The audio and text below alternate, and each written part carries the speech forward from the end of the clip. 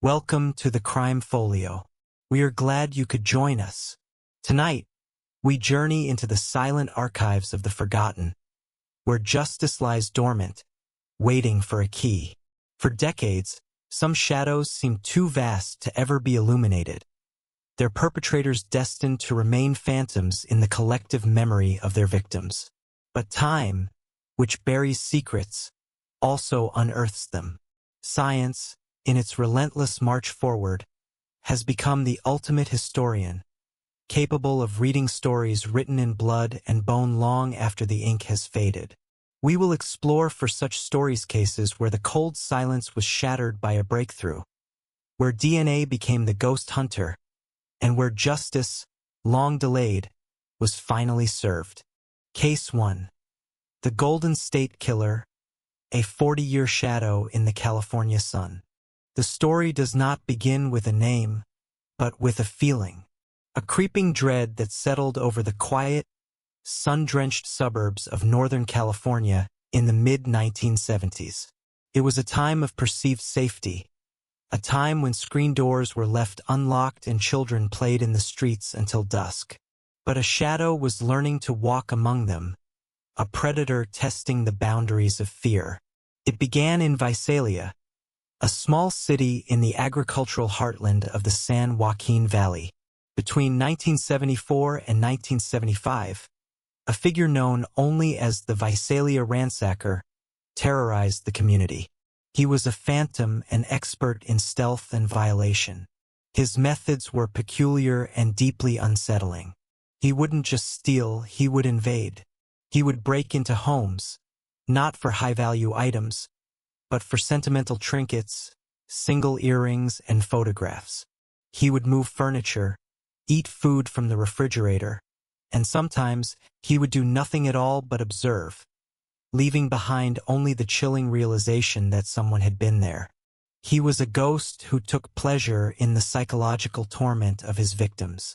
On September 11, 1975, this ghost revealed he was capable of more than just theft. Claude Snelling, a journalism professor, awoke to a noise. He saw a masked man attempting to abduct his teenage daughter from her bedroom. Snelling charged the intruder, who fired his weapon twice.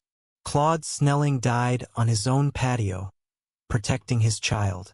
The ransacker had tasted blood, and then, as quickly as he appeared, he vanished from Visalia. The case went cold, a local nightmare that faded into an unsolved legend. But the predator had not disappeared. He had merely relocated and evolved.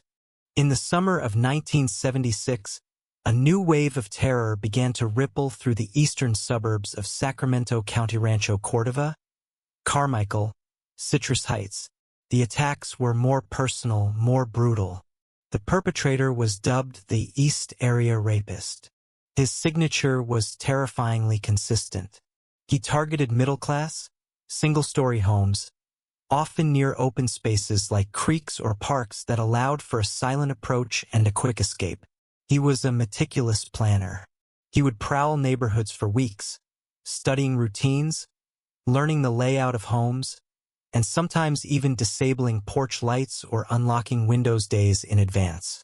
He would often call his victims beforehand, sometimes breathing heavily into the phone, sometimes whispering obscenities, planting the seed of fear long before he ever crossed their threshold. The invasion itself was a ritual of control and humiliation.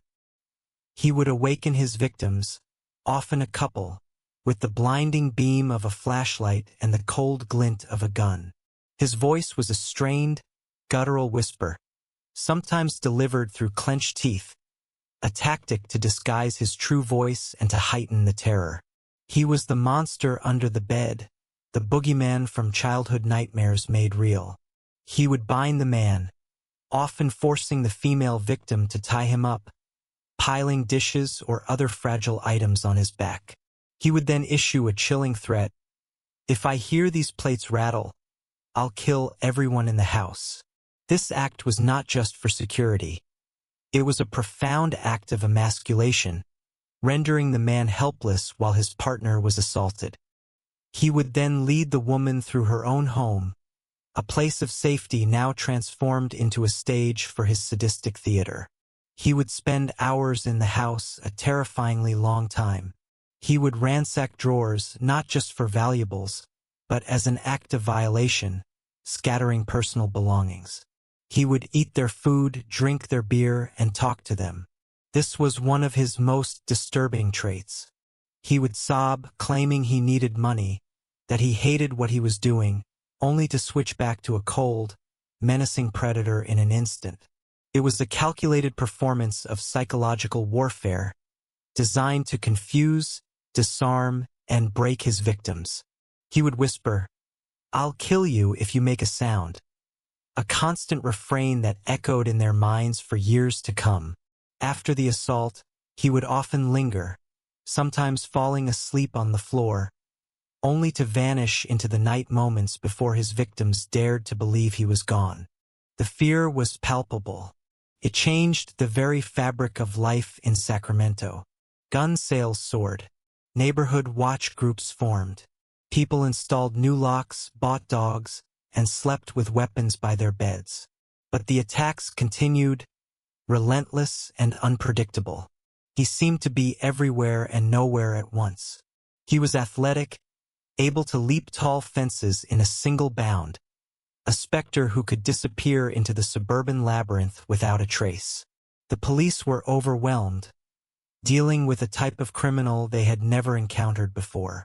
He left behind few clues, semen, shoe prints, but little else. He was a phantom, and his reign of terror was just beginning. From 1976 to 1979, he committed over 50 rapes in Northern California, moving from Sacramento to the Bay Area, striking in communities like Concord, Walnut Creek, and San Jose. With each attack, his confidence grew, and so did his cruelty. He was a chameleon, adapting his methods, always one step ahead of law enforcement. Then, in late 1979, the rapes in Northern California stopped. A collective sigh of relief was breathed, but it was premature. The predator had not retired. He had moved south, and his desires had escalated from violation to murder. On October 1, 1979, a new, even more terrifying chapter began in Goleta, Southern California. The attacker, now dubbed the original Night Stalker by the media to distinguish him from another criminal, used the same methods: the meticulous stalking, the quiet entry, the bindings. But this time, the ritual ended in a different kind of silence. Couple was attacked in their home. They were bound and gagged. The attacker was startled by an approaching FBI agent who was in the area for a different reason, and he fled. The couple survived, but the escalation was clear. 3 months later, on December 30th, 1979, Dr. Robert Offerman and his girlfriend, Deborah Manning, were not so fortunate. They were found shot to death in Offerman's Goleta condo. The original Night Stalker had become a killer. Over the next 2 years, he would bludgeon or shoot to death at least 10 more people in Southern California, from Ventura to Orange County. He attacked couples in their beds, the ultimate violation of their sanctuary. The victims were Sherry Domingo and Gregory Sanchez, Lyman and Charlene Smith, Keith and Patrice Harrington, Manuela Withun, and Janelle Cruz. Each crime scene was a tableau of horror, bearing the same signature of the East Area rapist, but now stained with the finality of murder. He used the same ligatures, the same methods of entry, the same psychological torment. But now he left no one behind to tell the tale. The last known murder occurred in May of 1986. Janelle Cruz, an 18-year-old woman living alone for the first time in her family's Irvine home, was bludgeoned to death. And then silence, a profound, terrifying silence that stretched from years into decades. The man who had been the Visalia ransacker, the East Area rapist, and the original Night Stalker simply vanished. He left behind a legacy of immense trauma, a string of unsolved cases that haunted dozens of detectives and hundreds of victims and their families. He became a ghost story, a cautionary tale, a dark legend of California. The years turned into a decade, then two, then three. Detectives retired, evidence boxes gathered dust, and the memory of the terror faded for the public, but never for those he had violated. For the survivors, the sound of a creaking floorboard or a rustle in the bushes would forever trigger a jolt of panic. For the families of the murdered, there was no closure, only a gaping wound that never healed. But in the background, a quiet revolution was beginning. The science of DNA profiling, non-existent when the attacks began, became a powerful tool for law enforcement. In the late 1990s, investigators were able to link the East Area rapist crimes in Northern California to the original Night Stalker murders in Southern California through DNA evidence. It was a landmark discovery. It confirmed that this terrifying spree of rapes and murders was the work of one man. They had his genetic fingerprint. But when they ran it through CODIS, the National Criminal DNA Database, there was no match. The ghost had a genetic signature, but no name. The case fell into the hands of a new generation of investigators, those who refused to let the file gather dust. One of them was Paul Holes, a Contra Costa County Sheriff's Office investigator. For Holes, the case became an obsession, a white whale he pursued for over 2 decades. He lived and breathed the case files, memorizing details, walking the old crime scenes, trying to get inside the mind of the predator. He was part of a dedicated team of investigators, both active and retired, who communicated through email, sharing theories and scraps of information, keeping the flame of the investigation alive in the cold, dark years. It was during this time that a true crime writer named Michelle McNamara took up the cause. She coined the name that would finally stick, a name that encompassed the entirety of his reign, the Golden State Killer. Through her blog, True Crime Diary, and later her posthumously published masterpiece, I'll Be Gone in the Dark, she brought the case back into the national consciousness. She pieced together the disparate crimes, gave voice to the victims, and humanized the long, arduous search for the killer. She wrote not just about the crimes, but about the gnawing ache of the unknown. Tragically, McNamara died in 2016 before she could see the case solved, but her work had created an unstoppable momentum. She had made the public care again. She had made them remember. The final breakthrough came from a field of science that was itself in its infancy, forensic genealogy. The concept was both brilliant and simple. While the killer's DNA wasn't in the criminal database, what if a relative's DNA was in a public one? People all over the world were submitting their DNA to consumer websites like Ancestry.com and 23andMe to build family trees and discover their heritage. Some of these users then uploaded their raw genetic data to a public open-source website called GeneMatch to find more relatives. In 2017, inspired by the successful use of this technique in another cold case, Paul Holes and his team decided to try it. They uploaded the Golden State Killer's DNA profile from a 1980 crime scene to GeneMatch. They didn't get a direct match. They got something far more powerful. A list of the killer's distant relatives. 3rd, 4th, and 5th cousins. They had found the ghost's family. What followed was a monumental feat of investigative genealogy. Led by a team of experts including the legendary genealogist Barbara Rae-Venter.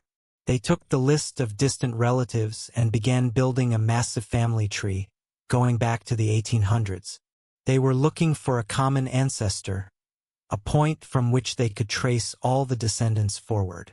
The work was painstaking, involving thousands of names, birth certificates, marriage licenses, and census records. They slowly constructed a vast web of families, and then began the process of elimination. They were looking for a white male born between certain years, who would have been in the right places in California at the right times. The tree branched out, then began to narrow. They followed lines of descent, eliminating entire branches of the family who lived out of state or didn't fit the profile. Finally, After months of relentless work, they were left with a few likely suspects. One name stood out: Joseph James DeAngelo. He was a 72-year-old man living a quiet life in Citrus Heights, a suburb of Sacramento, the very epicenter of the East Area rapist's reign of terror. The details of his life were chillingly perfect. He was a U.S. Navy veteran who had served in Vietnam. He had been a police officer in two different California towns, Exeter and Auburn, during the 1970s. His time in Exeter coincided with the Visalia ransacker period. He was fired from the Auburn Police Department in 1979 for shoplifting a can of dog repellent and a hammer, a petty crime that now seemed like a Freudian slip. The firing coincided almost perfectly with the end of the rapes in Northern California and the beginning of the murders in the South. He had the training, the knowledge of police procedure, and the physical prowess. He was living right under their noses the entire time. The investigators needed to be certain. They needed his DNA. They set up a covert surveillance operation, tailing the quiet, unassuming grandfather as he went about his daily routines. They watched him go to the grocery store, to the hardware store. The first attempt to get a DNA sample failed. They collected a sample from his car door handle, but it wasn't enough. They needed something better. They waited. Their chance came on April 18, 2018.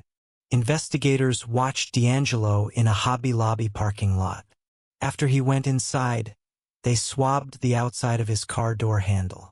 The sample was still inconclusive. The pressure was immense. Finally, a second team, which had been following him for days, retrieved a tissue he had discarded in a trash can outside his home. The tissue was rushed to the lab. The technicians worked through the night. They extracted the DNA and compared it to the genetic profile of the Golden State Killer, the DNA that had been waiting in an evidence locker for 4 decades. It was a perfect match. The ghost had a name. The shadow had a face. After 42 years, they had found him. On April 24, 2018, teams of armed officers descended on the quiet suburban home of Joseph DeAngelo. They waited for him to come outside. When he did, they moved in. The man who had terrorized a state, a man who had overpowered and brutalized so many, was taken down without a fight. He was a frail, elderly man, and as the officers arrested him, he began to talk, not with the guttural whisper of his past, but in the rambling, confused voice of a senior citizen. He spoke of a roast he had in the oven, a mundane detail that was grotesquely at odds with the magnitude of his crimes. The 40-year reign of the Golden State Killer was over, not with a bang, but with a quiet click of handcuffs in a suburban driveway. The news of his arrest sent shockwaves across the country and around the world. For the survivors and the families of the victims, it was a moment of profound, complicated emotion. There was relief, vindication, and the reopening of wounds that had never truly healed. In the subsequent legal proceedings, DeAngelo, to avoid the death penalty, pleaded guilty to 13 counts of murder and admitted to dozens of uncharged rapes and burglaries that were beyond the statute of limitations. In August 2020, in a ballroom converted into a courtroom to accommodate the scores of victims and their families, he was confronted by the people whose lives he had shattered. For 3 days, they stood before him and spoke their truth, reclaiming the power he had stolen from them decades earlier. They told him they were no longer his victims. They were survivors. They described the lifelong trauma, the lost parents, the stolen innocence. And through it all, Joseph DeAngelo sat silently in a wheelchair, a frail and pathetic figure, a stark contrast to the monster who had haunted their nightmares. He was sentenced to multiple life sentences without the possibility of parole. The capture of the Golden State Killer is a testament to the idea that some secrets cannot be kept forever. It is a story about the relentless passage of time and the equally relentless pursuit of justice.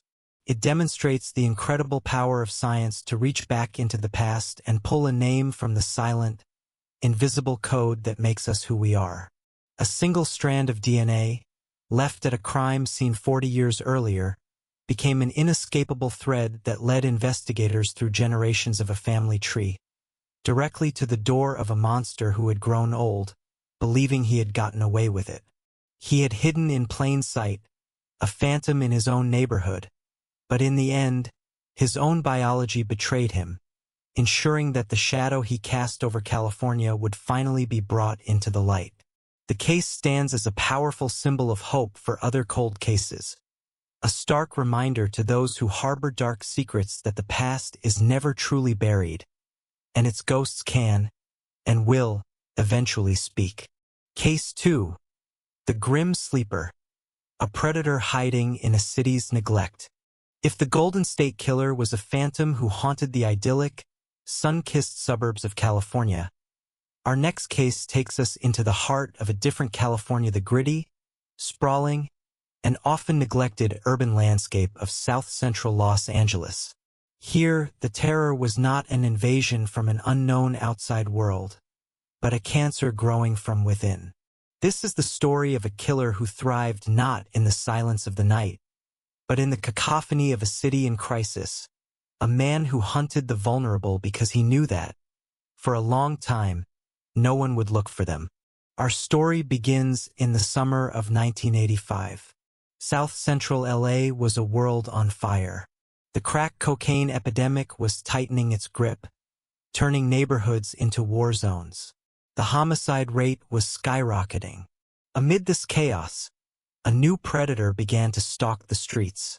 His victims were almost exclusively African-American women, many of whom lived on the margins of society, struggling with addiction or forced into sex work to survive. Their lives were precarious, their disappearances easily overlooked. The first known victim was Deborah Jackson, a 29-year-old woman whose body was found in a dusty alley on August 10, 1985. She had been shot 3 times in the chest with a .25 caliber pistol. Over the next 3 years, at least 7 more women would be found in similar circumstances, shot with the same small caliber weapon, their bodies discarded like trash in the forgotten alleyways and dumpsters of the city. The police were overwhelmed. With the sheer volume of violent crime, connecting these disparate cases was a monumental task. The media, focused on gang wars and the drug trade, paid scant attention. The victims were faceless, their stories untold. They were dismissed as just another tragic consequence of the urban decay that plagued the area. The community was terrified, but their fear was diffuse. The killer was a ghost, one of many threats that lurked in the shadows of the asphalt jungle. He was initially lumped in with other serial killers operating in the area at the time, part of a terrifying phenomenon dubbed the Southside Slayer. But this killer was different. He was methodical, patient, and chillingly consistent. Then, on a warm November evening in 1988, the predator made a mistake. He picked up a 30-year-old woman named Anitra Washington. She got into his car, a faded orange Ford Pinto. The man behind the wheel was friendly, unassuming. He seemed normal. He drove her to his house, a place she would later describe as neat and tidy. He assaulted her, and then, as he drove her away from the house, he shot her in the chest with his signature .25 caliber pistol. As she slumped over, bleeding and fighting for consciousness, she saw him raise a Polaroid camera.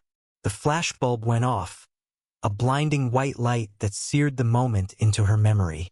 He was taking a trophy, a memento of his conquest. Believing her to be dead or dying, he pushed her out of the moving car and drove away into the night. But Anitra Washington did not die. Against all odds, she survived. She managed to crawl to a nearby house for help, her life hanging by a thread. She was able to give police a description of her attacker. A black man, in his 30s, with a pockmarked face. She described his car, his home, and his chilling ritual. She was the first and only person to see his face and live to tell the tale. She was a living witness, a key that should have unlocked the case. But in the chaos of 1980s Los Angeles, her story somehow failed to connect the dots. Her attacker remained a phantom. And then, just as suddenly as he had appeared, the killing stopped. After the attack on Anitra Washington, the trail of the .25 caliber killer went cold. It seemed the Southside Slayer had finally retired or been imprisoned for another crime. A precarious peace settled over the community. The fear receded, but the mystery remained, locked away in cold case files. For 14 years, there was silence. An entire generation grew up. The city changed. The crack epidemic waned. But the ghost of the alleyways had not gone away. He had simply been dormant. He had been sleeping. In 2002, the nightmare began again. The body of a 15-year-old girl, Princess Berthamere, was found in an alley in Inglewood. She had been strangled. A year later, in 2003, Valerie McCorvey, 35, was found strangled in a similar manner. The connection to the old cases wasn't immediately obvious. But then, in 2007, the body of Janecia Peters, 25, was found in a dumpster. She had been shot with a .25 caliber pistol. Investigators, now armed with more advanced technology, ran ballistic tests.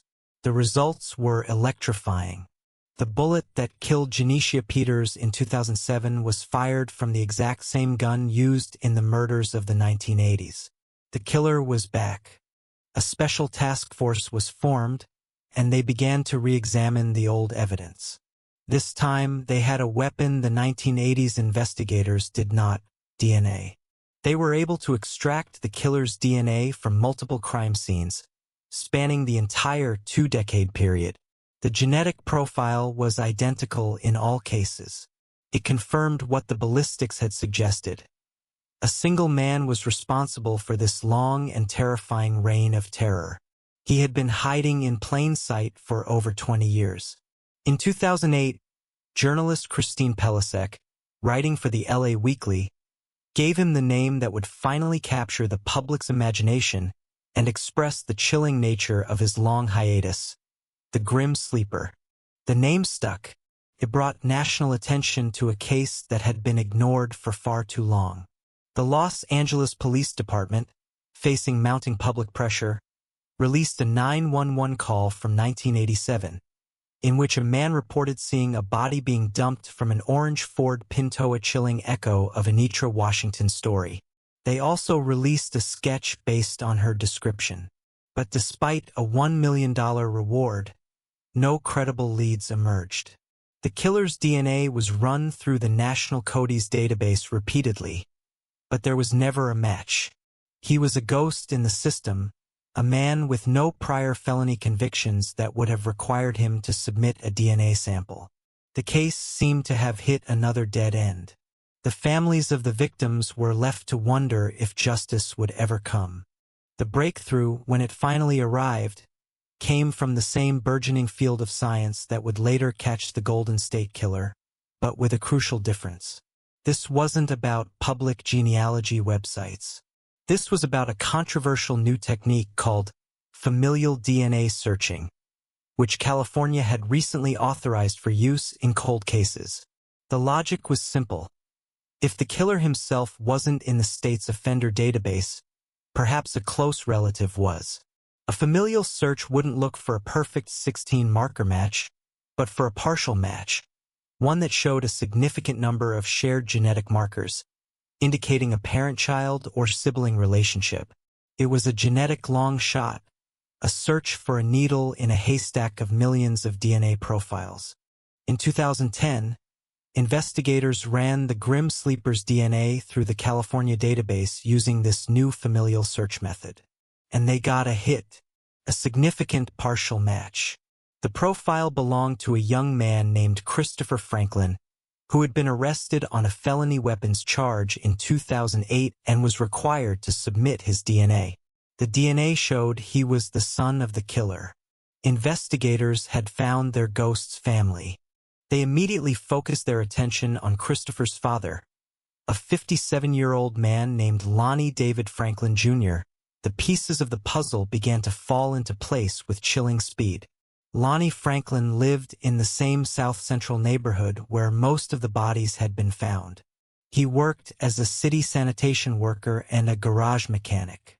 He was a familiar face in the community, a friendly, quiet man who was known for helping neighbors with their cars. He drove a Ford, and in the 1980s, friends remembered him driving a beat-up orange Ford Pinto. His age and description matched the one given by the sole survivor, Anitra Washington. He was hiding in the one place no one had thought to look, in the heart of the very community he was preying upon. The police had their man, but they needed to be absolutely certain. They needed Lonnie Franklin's DNA to make a direct match. They couldn't just ask him for it without tipping him off. They needed to get it covertly. An undercover surveillance team was assigned to follow him. They watched his every move, waiting for an opportunity. The moment came on a summer evening. Franklin and his family went to a pizza parlor for a birthday party. An undercover officer, posing as a busboy, was part of the restaurant staff. As Franklin's party finished and left, the officer moved in. He collected a discarded slice of pizza, a fork, a napkin, and a glass that Franklin had used. The items were carefully bagged and rushed to the crime lab. The forensic scientists worked quickly, swabbing the items for epithelial cells. They extracted a DNA profile from a piece of pizza crust that Franklin had partially eaten. They compared it to the DNA profile of the Grim Sleeper, the one that had haunted them for years. It was a perfect match. On July 7, 2010, the long sleep came to an end. Police swarmed Lonnie Franklin Jr.'s modest home on 81st Street. As they led him away in handcuffs, neighbors looked on in disbelief. They couldn't reconcile the image of the friendly mechanic, the man they called Lonnie, with the monstrous serial killer who had haunted their community for a quarter of a century. The man who had been a ghost for so long was finally unmasked. The true horror, however, was still waiting to be discovered. Inside Franklin's home, investigators found a chilling collection. They found the .25 caliber pistol that had been used to end so many lives. And they found his trophies, stashed away in his refrigerator, in his garage, and hidden throughout his house were over 1,000 photographs and several hours of videotape. They were images of women, hundreds of them. Some were smiling, some were sleeping, some appeared to be unconscious or dead. The police recognized some of the women as known victims of the Grim Sleeper, but the vast majority were unidentified. A new, terrifying question emerged. Who were these other women? Were they all victims? The LAPD released 180 of the photos to the public, hoping to identify them. The images were a haunting gallery of lost souls, a silent testament to the vast and unknown scale of Franklin's depravity. Some women came forward to say they were alive and well, that they had known Franklin and he had taken their picture. But many were never identified, leaving a dark cloud of suspicion that the Grim Sleeper's victim count was far higher than the 10 murders he was charged with. In 2016, Lonnie Franklin Jr. went on trial. Anitra Washington, the woman who had survived his attack nearly 30 years earlier, took the stand and pointed at him. "That's the man who shot me," she said, her voice steady. The prosecution presented the overwhelming DNA and ballistics evidence. The defense argued that the DNA could have belonged to another relative, or that it had been planted. But the jury was unconvinced. After months of testimony, they found Lonnie Franklin Jr. guilty of 10 counts of murder and 1 count of attempted murder. He was sentenced to death. Lonnie Franklin Jr. died of natural causes on death row in March 2020. Taking the full truth of his crimes with him to the grave. The story of the Grim Sleeper is more than just a tale of a scientific breakthrough. It is a harsh and necessary story about who we, as a society, choose to see and who we allow to remain invisible. Franklin was able to operate for so long because he preyed on the marginalized, on women whose lives were deemed less valuable by a system and a city that was looking the other way. The DNA that caught him was a marvel of science, but the justice it brought was a victory for the tireless investigators and, most importantly, for the victims themselves. It was a declaration that their lives mattered, that their names would be remembered, and that even a ghost who could hide for decades in the heart of a city could not outrun the silent, irrefutable truth written in his own blood. Case 3. The Ghost of Fort Wayne. A taunt written in DNA. From the sprawling, anonymous alleys of Los Angeles, our story now travels to the heartland of America, to a place of quiet neighborhoods and strong community bonds. We arrive in Fort Wayne, Indiana, a city that, in the spring of 1988, was about to have its sense of security shattered by a crime so personal and so cruel that it would become a part of the city's very identity. This is not just a story of a crime solved by science, but of a killer whose own arrogance, whose need to be heard, would ultimately forge the very weapon used to destroy him. It was Good Friday, April 1st, 1988. A cool, damp spring day was giving way to a stormy afternoon. For 8-year-old April Marie Tinsley, it was a day like any other. She was a bright, happy child with a gap-toothed smile, a girl who loved playing with her friends. That afternoon, she had gone to a friend's house just a few blocks from her own home in the Hoagland-Masterson neighborhood. When the sky began to darken and a cold rain began to fall, April knew it was time to head home. She borrowed a pink and white umbrella and set off on the familiar walk, a journey of only a few minutes. She never arrived. When April didn't return, her mother, Janet Tinsley, felt the first prickle of a fear that would soon consume her. It was a mother's intuition, a sense that something was deeply wrong. She called the friend's house and confirmed April had left. She called the police.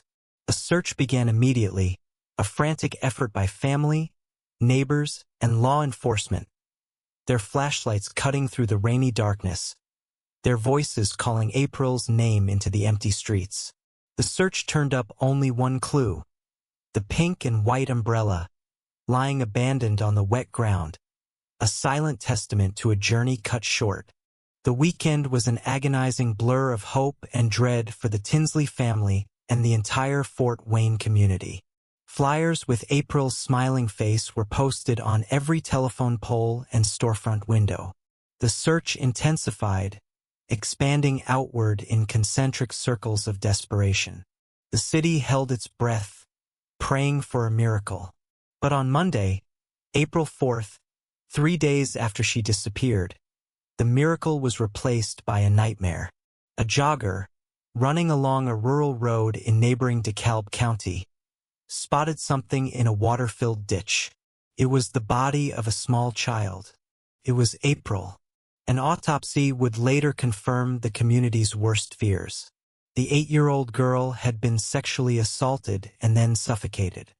The murder of a child is a wound that never truly heals for a community, and the murder of April Tinsley cut deep into the soul of Fort Wayne.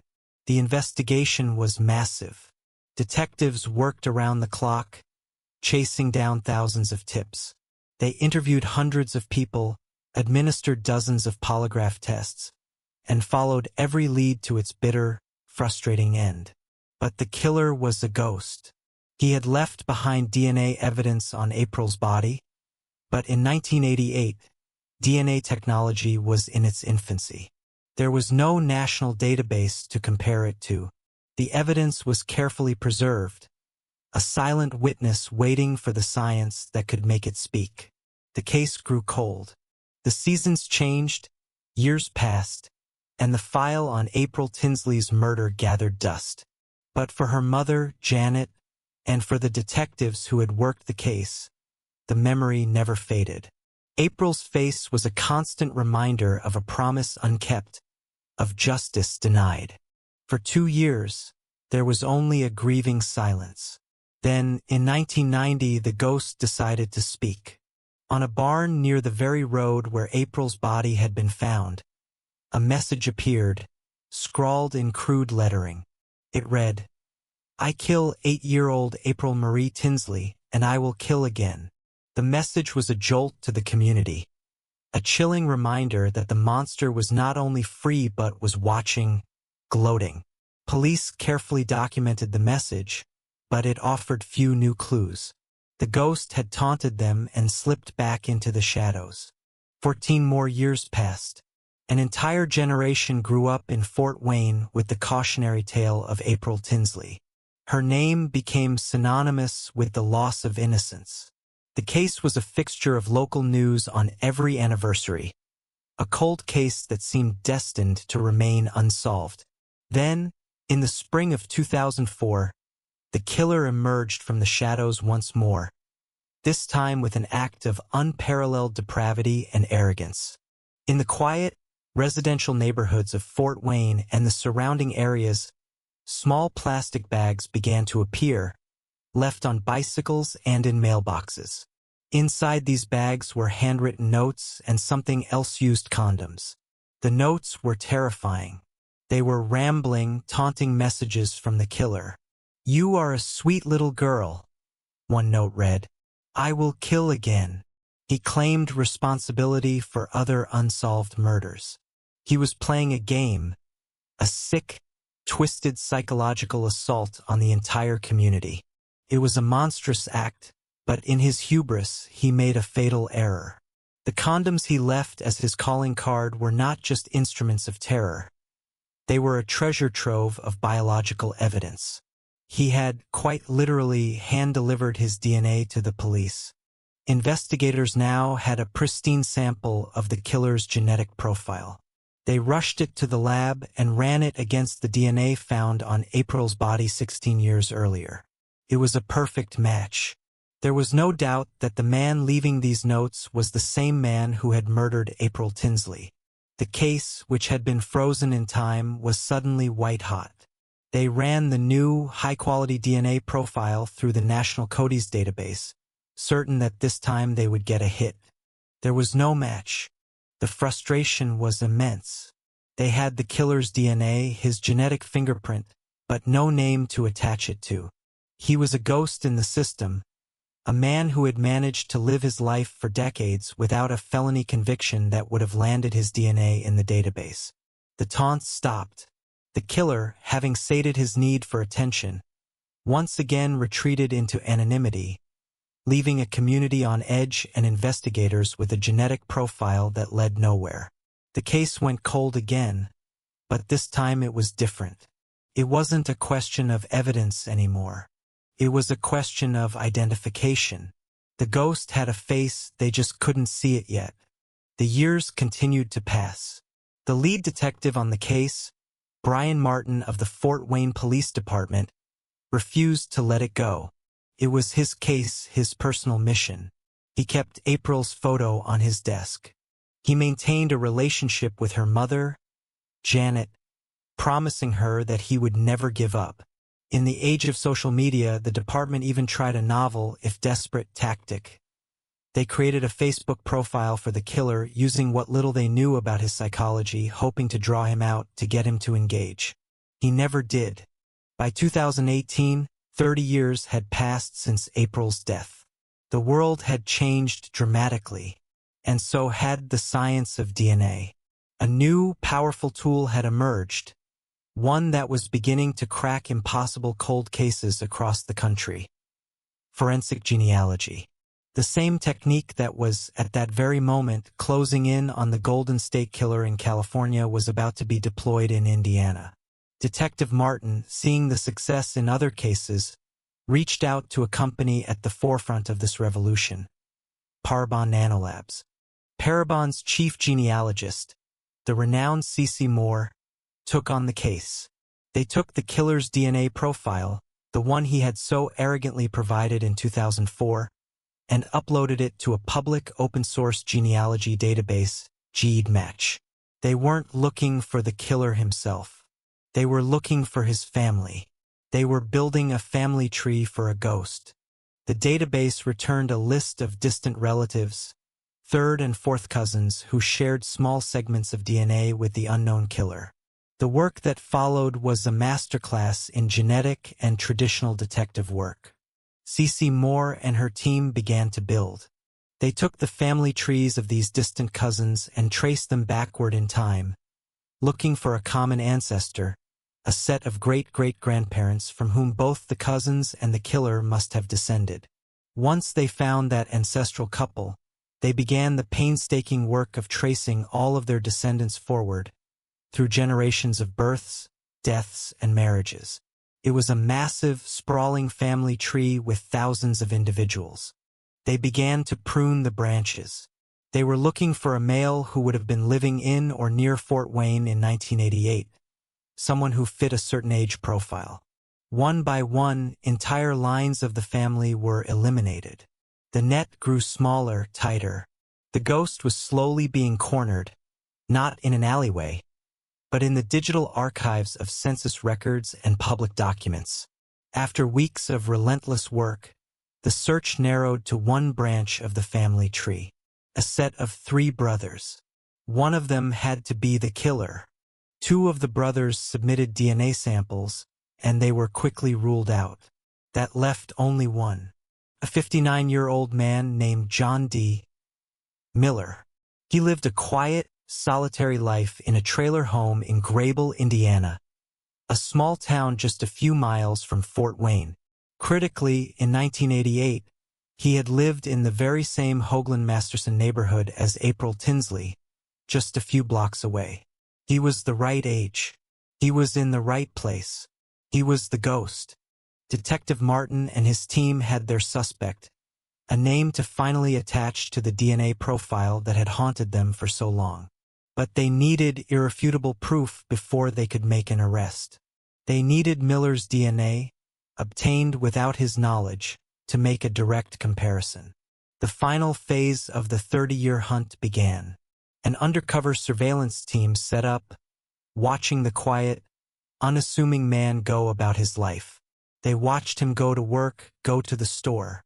They waited for their opportunity.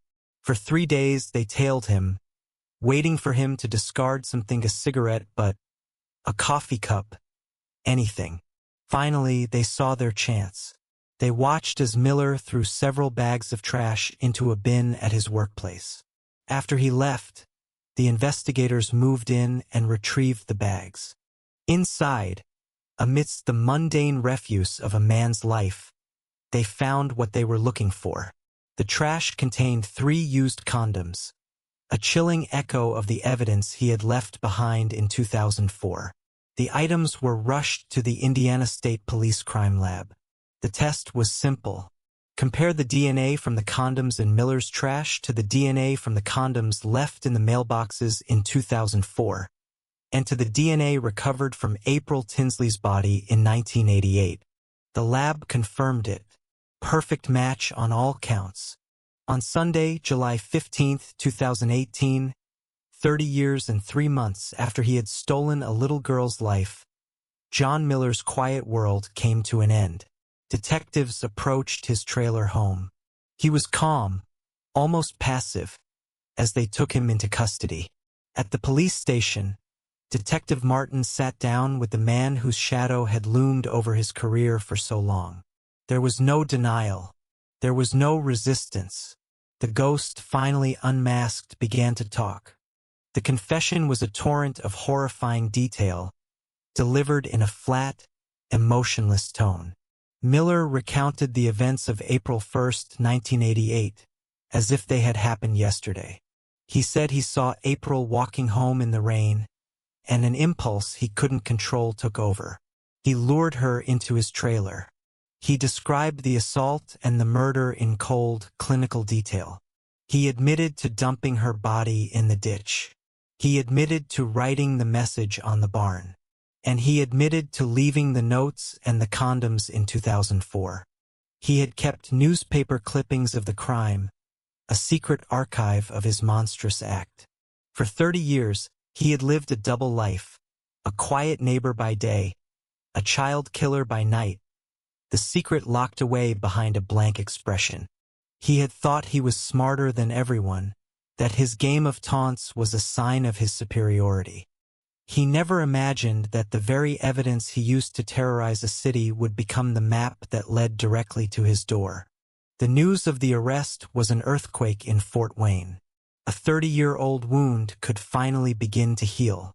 For Janet Tinsley, the news was a tidal wave of relief. The man who had taken her daughter was no longer a faceless monster. He was a man in a jail cell. In December 2018, to spare the Tinsley family the trauma of a trial, John Miller pleaded guilty. He was sentenced to 80 years in prison, a sentence that ensures he will die behind bars. The resolution of the April Tinsley case is a story of incredible scientific innovation, but it is fundamentally a story about hubris and perseverance. The killer believed he was invisible, a ghost who could taunt the living without consequence. But each taunt was a breadcrumb, each note a piece of the puzzle. He thought he was writing his own dark legend, but what he was really writing was his own confession, one inscribed not in ink, but in the indelible, inescapable language of his own DNA. It is a testament to a mother who never gave up hope, a detective who never stopped searching, and a community that never forgot the little girl with the gap-toothed smile who went for a walk one rainy spring afternoon and never came home. Case 4. The BTK Killer. A monster's ego and a digital ghost. Our final story takes us to the flat, windswept plains of Kansas, to the city of Wichita. This is a story that, for decades, felt like a wound that would never close, a tale of a predator who did not just kill, but who craved fame. He was a phantom who gave himself a name, a monster who orchestrated his own legend. And in the end, it was not just science that unmasked him, but his own insatiable ego, brought down by a ghost in a machine he did not understand. This is the story of how a single floppy disk ended a 30-year reign of terror. The nightmare began on a cold morning, January 15, 1974. Joseph Otero, a 38-year-old Air Force veteran, returned home with his two youngest children to a scene of unimaginable horror. Inside his small, neat house, he found his wife, Julie, and their two older children, Josephine and Joseph Jr., bound and brutally murdered. They had been strangled, their final moments filled with a terror that was meticulously orchestrated. The killer had cut the phone line. He had spent time in the house. He had performed a dark, sadistic ritual. The Otero family massacre was an act of such calculated cruelty that it sent a shockwave of fear through the heartland. Wichita had lost its innocence. The investigation was massive, but yielded few leads. The killer was careful, almost professional. He left behind semen, but in 1974, DNA analysis was the stuff of science fiction. He was a ghost who had vanished into the fabric of the quiet city. For a few months, there was a terrifying silence. Then, in the autumn of that same year, a letter arrived at the offices of the Wichita Eagle newspaper. It was tucked inside an engineering book in the public library. The letter was a detailed, chillingly accurate account of the Otero murders, containing details only the killer could know. The author claimed responsibility and suggested a name for himself. He listed several possibilities, including the Wichita Hangman and the Asphyxiator. But it was the one he seemed to favor that would stick, the one that described his process, his signature, BTK. Stood for bind, torture, kill. The ghost had given himself a name, and in doing so, had announced the beginning of his public performance. For the next 3 years, BTK would continue his spree, claiming 3 more victims: Catherine Bright, Shirley Vian, and Nancy Fox. His methods were terrifyingly consistent. He stalked his victims, learning their routines. He would break into their homes, often during the day, and wait. He would bind them with a perverse intimacy, using items from their own homes. He would talk to them, a performance of control and dominance before ending their lives. And after each murder, he would take trophy ISA driver's license, underwear, a personal item mementos of his dark work. His communication was as much a part of his signature as the murders themselves. He craved the spotlight.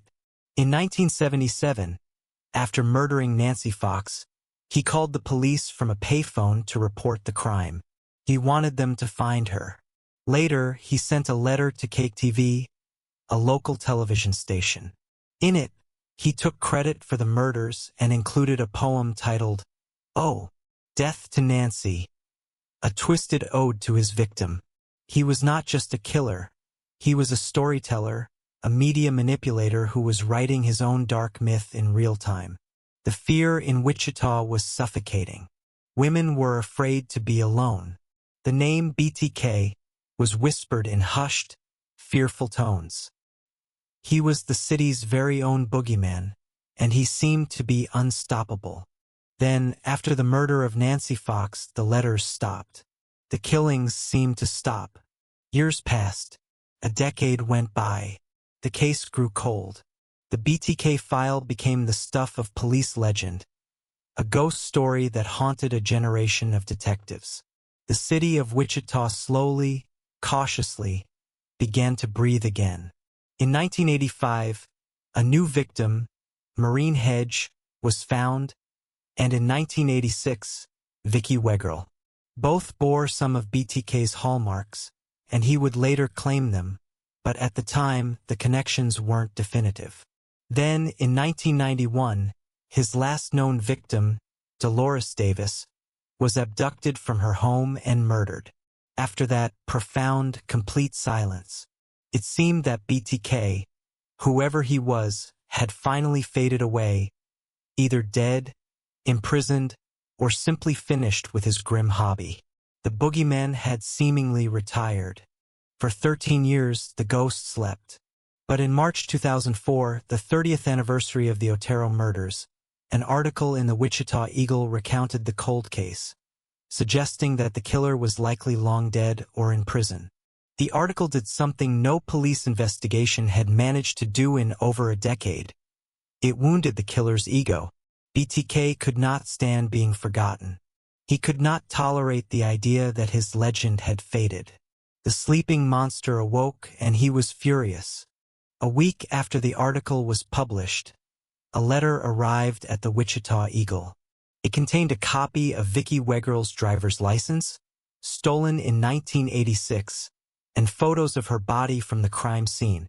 The message was clear and terrifying. "I am BTK. I am back."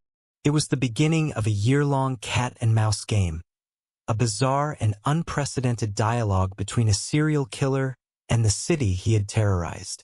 BTK began a series of drops all over Wichita. He left packages in the back of pickup trucks, taped to stop signs, and in library books. These packages contained a strange and disturbing array of items. Letters filled with rambling prose and crude drawings, a word puzzle he had created, and most chillingly, dolls that he had bound and posed to reenact his crimes.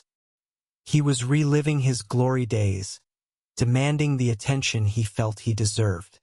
He communicated with the police and the media, a narcissist desperate for validation.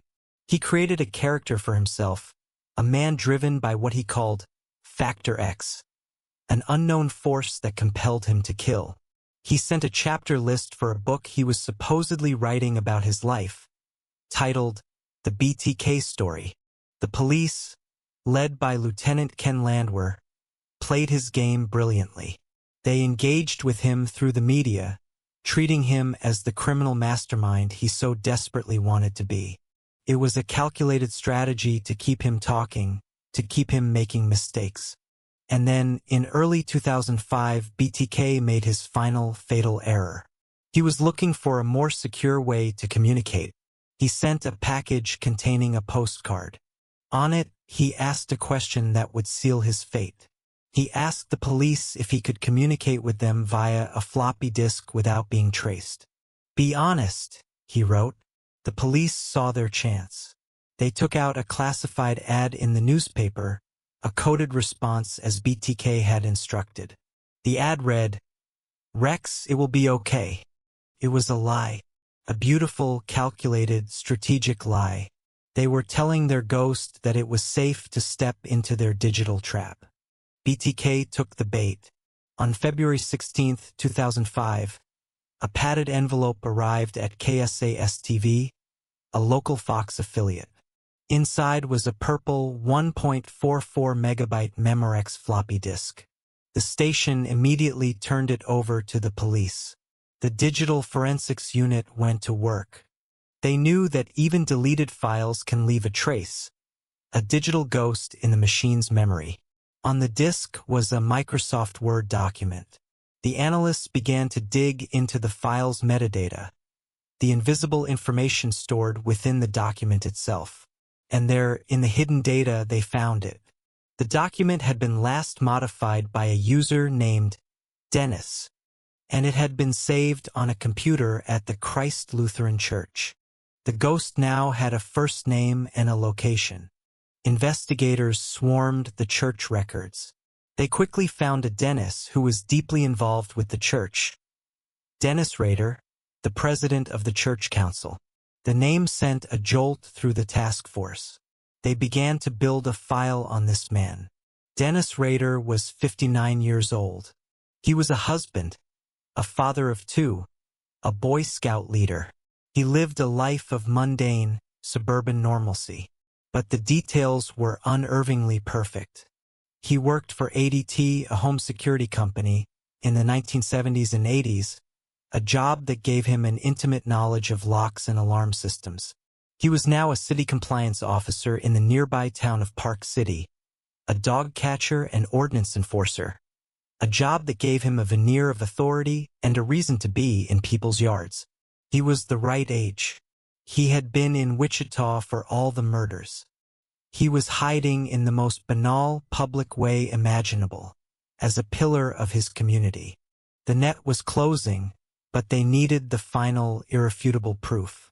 They needed his DNA.